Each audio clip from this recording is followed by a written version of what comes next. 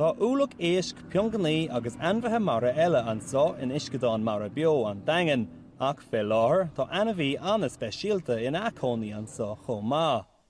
Tháinig ban Solstice an turtar glas an trá ag gaeilge chuntaí an Clár ag aimim sin na nullag agus bhí an turtar an tain. Ceaptar gur tháinig an turtar go héireann ó bharascail Mexico agus tugadh anseo chun an uisceadáin í le leise áil.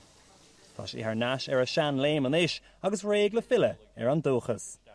Nuair a caitheann na turtalsa isteach, aber léad siad cóil seachara, mar an dagus a caiigh reptiles, caiigh teocht bheith ó scóir 20 céim Celsius, 24 céim Celsius.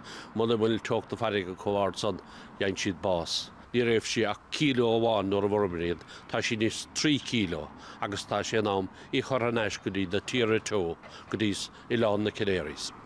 Bhí de sé cúpla dalta ó bhunscoil an clochar i mbaile ranganí cúis cuairt a thuirt ar Solstice sola bhfuileann si ar an bharige. Cúil mé rion scéal nuair a tháinig si go dtí an aquarium. Tá mé anasásta go bhfuil si a santúlinis. Tám anasásta go bhfuil Solstice ábalta leisa alt mar bhí si anna brota ach tá si i gceanamh go máis. Tá socrú déanta ag mara bio le ar lingus go gcóirigh siad Solstice go dtí na Hoileáin Cnáircha ar Eitleán in Jobh.